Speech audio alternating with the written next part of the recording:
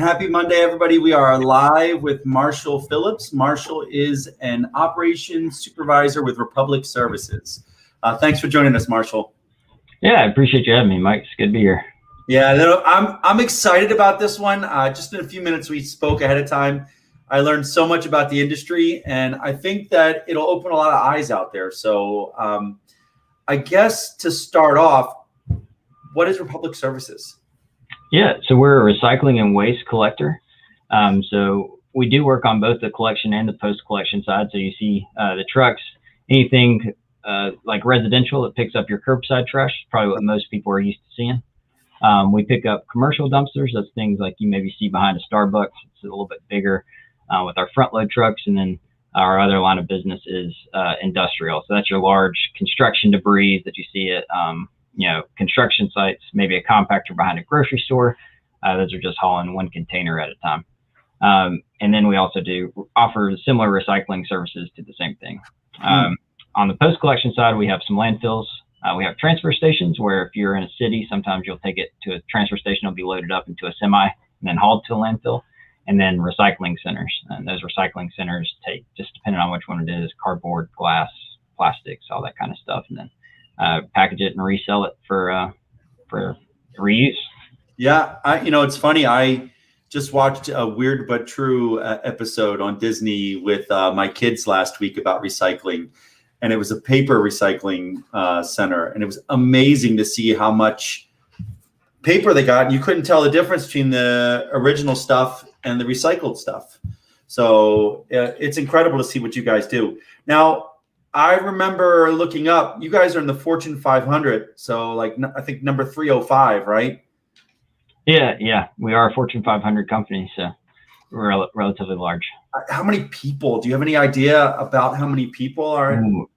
I want to say it's over 30,000 employees, but don't quote me on it. I know we're in 41 states. So we have a large footprint across the United States in most major cities. I couldn't say the exact number off the top of my head. And I see we've got Juventino is excited as well because, we talk about waste management, but, there's something to see about seeing the waste trucks come by and entertain his kids as they pick up our waste. So I know as a kid, I always liked seeing the trucks. And as an adult, I loved seeing the ones that have the little automated arms that come out and grab everything too. Yeah. Nothing competes with, the guys riding on the back of the trucks with one arm and throwing the bags in and everything and waving to everybody. So I'm excited. So 41 states, Fortune 500, number 305. I'm guessing multi-billion-dollar business to be that big. How did you get there? Yeah, as I was transitioning out, I was trying to be active on LinkedIn, updated my profile, followed a lot of your tips about headlines, kind of the content to market yourself. And I was contacted by a gentleman, Rafael Garcia, who used to be in the Air Force. And he contacted me about another opportunity in Republic Services where the timing didn't really line up for me. But through having the conversation, I realized what Republic Services offers, and it's a stable industry. I know when I was getting out, it's always a little stressful to not know, hey, I could enter a certain sector, and then all of a sudden there's an economic downturn, and then you're unemployed. So for me, that stability in my family was really important. I have a young daughter, so wanted to make sure that I could provide for my family. It's a large company, obviously, with a lot of growth opportunity.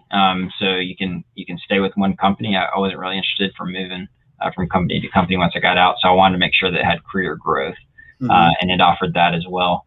And really, the more I talked to people, as I conducted some informational interviews with people in it, I realized how transferable my military experience was to the sector. And it's really not any industry I ever thought about getting into. If you told me 5 years ago I was going to work in the waste industry, I'd probably be like, wouldn't hear it. But the opportunity is too good to turn down. And so were you in the Air Force, or were you in one of the other services? I was in the Army. In the Army. Okay. 8 years. Yeah. So you said 8 years? Yeah, 8 years. Commissioned in 2012. I was an artillery officer for all 8 years. Oh, wow. Yeah. So, yeah. So I love, first of all, a couple things I want to add. I love that you were doing informational interviews.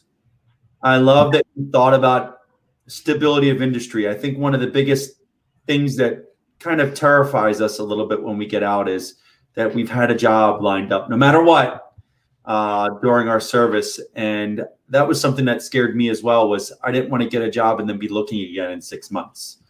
And, you know, the third part being, I mean, look at what happened with COVID. And, you know, you were completely stable where you're at now, right? I mean, like this industry is not going anywhere. So that's fantastic. So you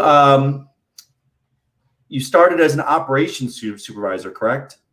I did. Yeah. I just actually transitioned out of the military or the Army, started transition leave in June of last year. So I'm, you know, about 8 months out of the Army.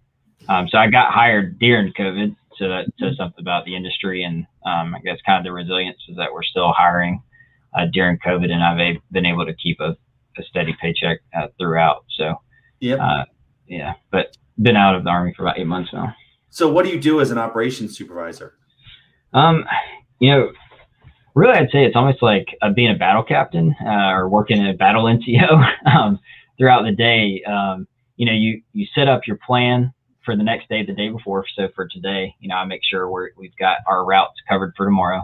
And then you come in and you react to contact at that point. You just, whatever's going wrong that day, you're responding to. So, you know, if you have a call in or somebody can't make it into work for whatever reason, making sure that the customers are still serviced. Somebody has a mechanical issue while they're en route, respond to the mechanical issue, you know, getting the truck back operational.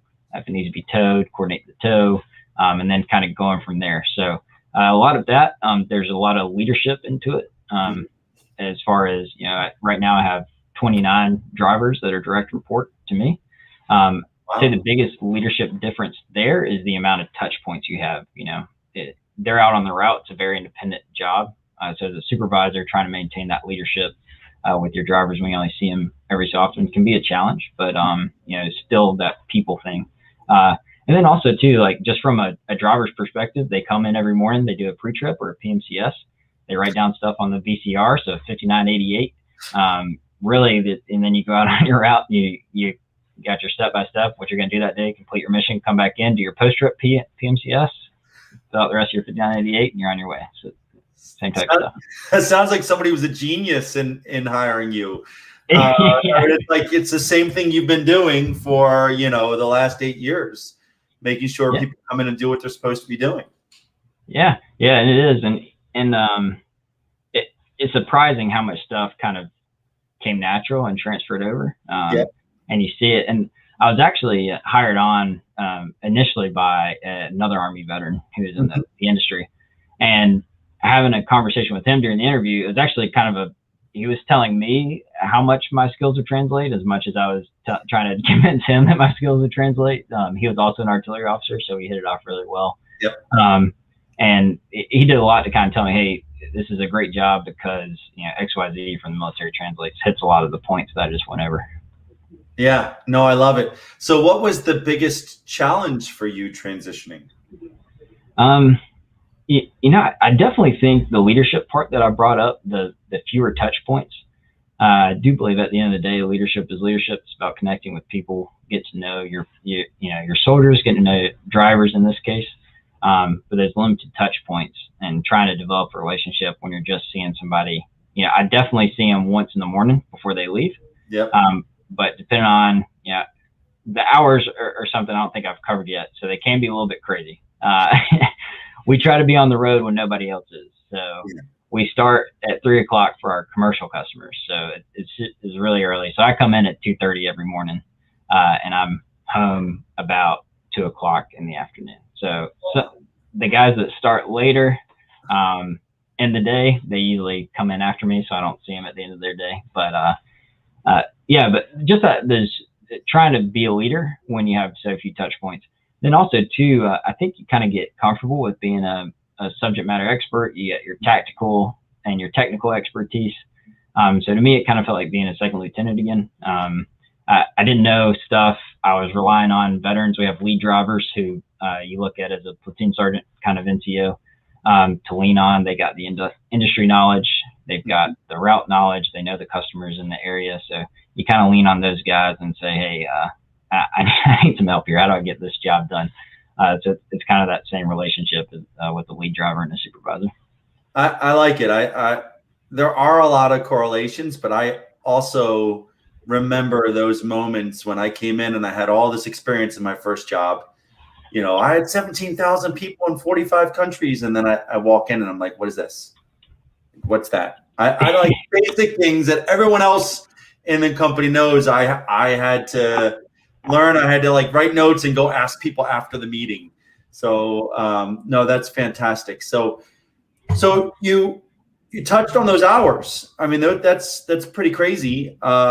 So 2:30 to 2, there's pluses and minuses. Did you know those were the hours going in?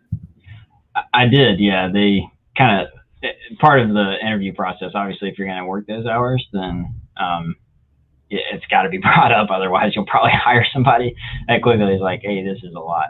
The supervisor, I work about an 11.5-hour day every day. So it's a lot of hours. Fortunately, I think that the compensation is kind of in line with the hours that you work. Mm-hmm. So it's not too bad. You're not getting, but anyways, not to get too much into pay, but I think you're compensated fairly. Yeah. But really, it's it works for me and the hours. I like being home during the day. So even though I start really early, I'm also home during, I'm off earlier if I need to do a doctor's appointment or something at the end of the day. I still got sunlight. I can take my daughter to the park. We can go on walks. So that part kind of works for my family as opposed to, working 6 to 6 or something like that, or getting back when it's dark and late.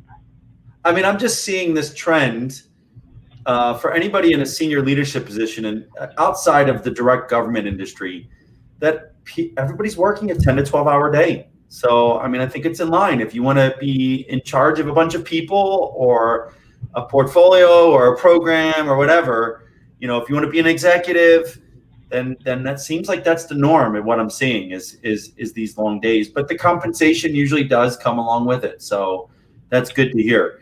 Now, so I want to what other kind of roles are there available in your industry? We've got some people dialed in here. I know we had one thing you said, because when I thought, so I go to the transfer station to drop off, some recycling glass. There's a transfer station near outside in the DC area. And sometimes I got to throw some furniture in the back of the car that you don't want to leave out front of your house. So I've been there and it's not that bad. It's not like driving to the dump and just dumping stuff out of a truck. I think you had a statement earlier you said about the trash industry isn't as dirty as people think it is. Yeah, and it's true. Most of everything's in containers. Mm-hmm. So our front end drivers, so it's a commercial truck. I wish I had a model to kind of show you, but it basically takes fork, stabs the dumpster, then lifts it overhead, then puts it back down, and you pull backwards. So there's no interaction with anything inside the container at that point. And we actually discourage it because it just opens up opportunity to get injured. So, every once in a while there's trash around the container. If, there may be some overflow, you'll pick it up and throw it in. But otherwise, the amount of interaction with the garbage is relatively low. So you stay pretty clean. I mean, there are some days, I won't lie, there's been days where I had to change clothes before I even went to the office because I dealt with a particularly bad, it was a customer that got really backlogged just because of a billing issue. And so to clean it up, I was out there and that one wasn't great, but hey, sometimes it's dirty, but otherwise it's, you stay relatively clean. I could see that, but then there's that military side coming in, rolling up the sleeves, getting in there, getting dirty to fix the problem, right? For sure, yeah, and it's those kind of connections that help you drive that, or those experiences that help you drive the connection with the driver. It would have been really easy, and don't want to toot my own horn too much here. Pretty easy to just say, hey, go tell the driver to go clean it up. It's another one when you know that there's a bad situation out there, and you're willing to meet them out there and say, hey, I know this isn't great, but I'm going to clean it up with you. And I think that's something that the military instills in you, that when you're doing hard work, you want to be where the hard work is. Yeah. You don't want to ask anybody to do something that you're not willing to do. And I think carrying those values with you, no matter what you do in the civilian sector, it just makes for good people skills. People like seeing you when they're uncomfortable, when things are difficult, and their leaders next to them. It makes the job that much easier. Yeah, no, I love it. I bet you built some instant credibility with the entire team, because you better believe that driver didn't just keep it to himself or herself, that you were out there helping resolve the situation. You're right. I remember it from, when I was a sergeant major, I was a command sergeant major, and, we had to get stuff set up, and we had to pick some chairs up or put them down or whatever. And I started grabbing mine. They're like, "What are you doing, sergeant major?" I'm like, "I'm not going to stand here and watch you guys do this." So I can see the value in that. So when you talk about what kind of opportunities are there in waste management for transitioning service members? Yeah. So obviously, if you're a CDL holder, you're interested in being a CDL holder, there's driver opportunities. We hire a lot. I mean, I've got an opening in Winston-Salem. If anybody's interested in being a roll-off driver, you can hit me up on LinkedIn. We can get you set up for an interview, because we're hiring now for one of those. But there's opportunities for drivers all over the CDL. If you're not interested in that, like any business, we kind of got your human resources. We have our finance departments. We've got customer service. There's a call center in Charlotte, Indianapolis, and Phoenix. For Republic Services. So we have call center jobs. If that's something you're more customer service oriented, dispatch work. So dispatch is the heartbeat of the organization. They make sure things go around, and they're, the ones that are solving the day-to-day, the minute-to-minute type issues. So you got dispatcher positions. And then you kind of, as you go up, so from an operations supervisor, kind of goes to an operations manager. They report to a general manager. Just real quick, the general structure of Republic Services is a general manager in charge of a business unit, and they're ultimately responsible for the profit and loss of that business unit. And so they report to a general manager, but we also have area teams which oversee certain regions. And at that area team, you have routing, route coordinators, you have directors of operations, you have an area president, safety personnel. So, there's people here that have a particular interest in safety. Not just for public services, but a ton of companies hire safety personnel, and it's a very important. It's our number one priority. So it's something that those safety officer things, or those safety NCO duties that you do, they can mean something, because it shows that you can read a regulation and follow it, and put out, I guess, information, ways to avoid work hazards. But so there's safety positions as well. I think that hits about most of them. I'm sure I missed plenty, but I think that kind of rounds out what I see here on the day to day. No, I think that's a great point. There's, whenever you have a company in the Fortune 500, there's going to be everything involved with running a multi-billion-dollar business that's, like that size. There has to be everything: the HR, talent acquisition, supply, maintenance, everything, I'm guessing. So, one thing that you said, there's the area, and then there's the general manager piece. Are they matrixed, meaning like the area supports several business units, or does the general manager fall under the area? Yeah, so we have I'm trying to think of the easiest way to explain it. We have divisions which report to a business unit, and then that business unit falls under an area, and the area provides a lot of operations support. Okay. And the area president is ultimately responsible for the and the director of operations. The area director of operations are ultimately responsible for the successful operation of that business unit. But really what they do is they help you identify their support, and that they help you identify problem areas. They're experienced individuals that have been operations managers, they've been general managers, and they can say, "Hey, I understand you're facing this issue. This is the best, this is what is working for other business units right now. This is what worked when I was an operations manager." So they kind of help to make sure you're seeing anything in particular. So and then above area, we have a corporate headquarters. Yep. And so corporate headquarters doing the kind of things that traditional. Yep, that's what I was thinking. So for the next step, what's involved with making operations manager? What does an operations manager typically, what are they in charge of? Yeah, so an operations manager will be in charge of usually either an entire line of business, like a supervisor. Now, I'm the only supervisor because we're a smaller division. And Denver, I was one of 3 supervisors for a commercial line of business, one of 9 supervisors in our entire business. And we had 2 operations managers. So those operations managers will be over more people. So you'll supervise, I'd say probably the equivalent of about a company commander, battery commander, or, you're in charge of 3 supervisors, and Denver was in charge of 3 supervisors, and then about, I'd say 70 drivers total. But the operations manager is where you start to see more of the financial aspects. So you're a lot more responsible for that profit and loss. You're paying attention to the cost of things a lot more too. But at the end of the day, it's like any military position. You're expected to kind of understand and be able to fill in for the duties for those below you, and then also one above you. And you see that a lot from operations manager as well. Are the operations manager, or are you responsible for any element of business development? So new clients, expanding offerings, anything else?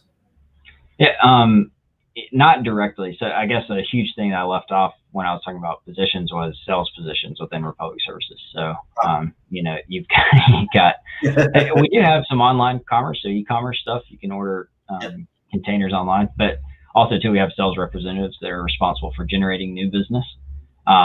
Every once in a while, you may do kind of a joint thing where an operations supervisor or manager may see some opportunity for business in a certain part of the city or the region, and you team together, you kind of come up with a plan to get new business. But generally speaking, there's sales, and there's a sales manager and salespeople, and then account managers as well. So once you get the new account, they'll be passed over to an account manager who's responsible for making sure that customer is receiving the service that they were promised.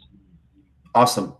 And I brought that up just because I know that's the lifeblood of any organization.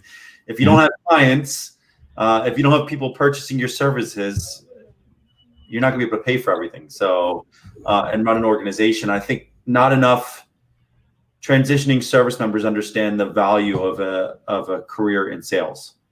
So, for what kind of experience is required to get an operational supervisor role?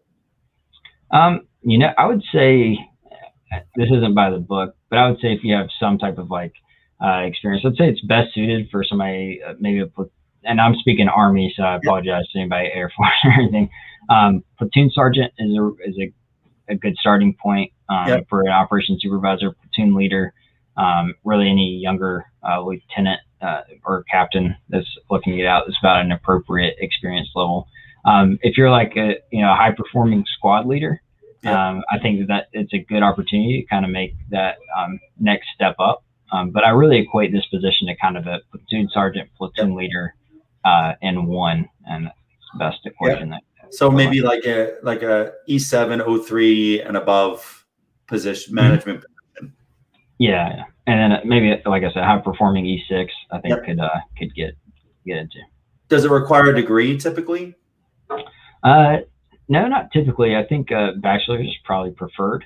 But it's plenty of people I've seen work in the industry that don't have a bachelor's degree. And they do really well. It's operations is one of those things where sometimes you just got a personality and the knack for it, and and just like you see with NCOs, just get the job done, know how to work things, and know how to manage people, and that's what will lead you to be successful as an operations supervisor. Yeah, just take care of people, and they'll take care of the mission, right? Yep, same thing. So I guess let's move on. I don't know if anybody has any questions. So, I'm going to see if anybody has any questions. It's been really insightful. But while we wait for that, I guess my question would be, you seem to have had a fairly, positive transition experience. Am I just reading into that, or did you kind of just can you talk about your actual transition itself and maybe give some tips, things you learned along the way? Yeah. So overall, I think kind of discovering what you want to do, I think that's always the looming question, and is kind of stressful. Personally for me, I was looking for a stable industry, like I mentioned, and something that was kind of in my wheelhouse. And operations is just what my Army experience lent itself to. So it's what I chose to go with because I kind of was able to support my family best with that, as far as earnings, and then as well as just a stable industry. So that's why I chose this in particular. But getting out, I went through some junior military officer firms like Alliance, for instance, I'm sure you're familiar with, who they really did help me prepare as far as interview goes. A lot of interview preps. I always thank those guys for the time that they spend on their junior military officers and developing them and kind of coaching them on how to interview. And then other things I did, reaching out to veterans on LinkedIn. You don't know it until you're transitioning out how willing people are to help. And I think kind of transitioning during COVID helped because people were at home and they were wanting some interaction with people. So I would message people on LinkedIn and ask if they had a moment to talk, and just filtering by company and then looking for a veteran in the area you're in and just shooting them a connection request. And they always want, every once in a while you may not get a response, but most of the time you get a good response and somebody that's really informative. So I did that, and then that's pretty much it. Just kind of talking to people, connecting with people, asking them a question about their day, and then and trying to figure out if it's something I'd like to do or not. How many of those informational interviews do you think you did? How many conversations? I would say I did at least 2 to 3 per position I was interested in, trying to get different perspectives. So it's hard to say a number, but if it was anything like I was kind of, after initial research, I was like, okay, this is something I'd be interested in. Let me start talking to people. So it's hard to say over 2 to 3 months. I try to schedule out a few a week. So a few a week over the last 2 to 3 months. Yeah. No, I mean, I want people to get a perspective of, how many conversations you need to have. It's not like you have one, or some people get lucky, they have 1 or 2 and like, oh my God, that's it. For me, I think I did hundreds over the course of an entire year, but I started at a year. So I can see how I tell people when you're within the last 6 months, you should be doing at least 2 to 3 a week. So, yeah. And they are huge. I can't encourage people enough to do those informational interviews because, and finding people that will be honest with you about the benefits and the drawbacks of the job. Just because you want somebody that is going to be an honest broker of kind of what you're signing up for, And that's something like people are honest with me about the hours of this job, and you appreciate it because if they're not honest about it, you're going to get into a situation where you're looking for your next career within 6 months. So you also want to find people that are honest with you, and that's what veterans are really good at. Yeah, no, I was going to say that veterans tend to be pretty good with being honest with each other, especially when it's not, broadcast on social media. When you can have that conversation and say, hey, what do you do? What do you like? What do you not like? Do you think I'd be a good fit for these roles? I think that we have a tendency to do that. Another exciting point I think you hit on is how much veterans will take those calls, right? And I'd like to frame it to people that if 3 years from now, 5 years from now, you've transitioned and you're successful in your chosen field, if a veteran reaches out and says, hey, I'm getting out, transition service, hey, I'm getting out 6 months. I have no idea what I want to do, but I think I want to go into operations. Do you got a few minutes? Just give me some advice. More often than not, people are going to take that call because we all went through it ourselves, right? Absolutely. Yeah. And it's why I'm here right now. It's because when I was transitioning out, I enjoyed meeting with people and getting to talk to them. And when I saw this opportunity to kind of share my day at work and what I do and how skills translate, I was excited to do it. And, I'm the same way. Anybody that's looking to do an Operations Supervisor at Republic Services, any waste industry, company, feel free to connect with me and I'll be happy to answer questions. Awesome. Well, that was my last question was if anybody has a question or wants to grab a few minutes with you, could they reach out on LinkedIn? I think you just answered that. Yeah, absolutely. Please. Anybody that thinks they'd be interested in operations in general, just let me know. I'd be happy to talk. Awesome. Well, anything else you'd like any final tips, any advice, anything at all that you'd like to share with the crowd before we sign off? No, I think, we really hit it. Talk to people, figure out what you want to do while you're transitioning. Talk to people in the positions you think you may be a good fit for, and kind of determine what's important to you, and when you're leaving the military. Is it you want to be at a certain pay rate? Do you want to do something you love and enjoy, or, you want stability? Choose what's important to you, and then ask people and find something that fits your needs. And I think that's the hardest part of the transition, is really narrowing down what you want to do, right? So, Marshall, I know it's the end of your very, very long day. I didn't realize that, when we set this up. You've been at it for about 10 hours now. So thank you very much. I truly appreciate it. I will tag you in the post. And this will also be on the YouTube channel. And I will make sure everybody knows how to reach out to you. Fantastic. All right. Thank you, Mike. Have a good one. All right.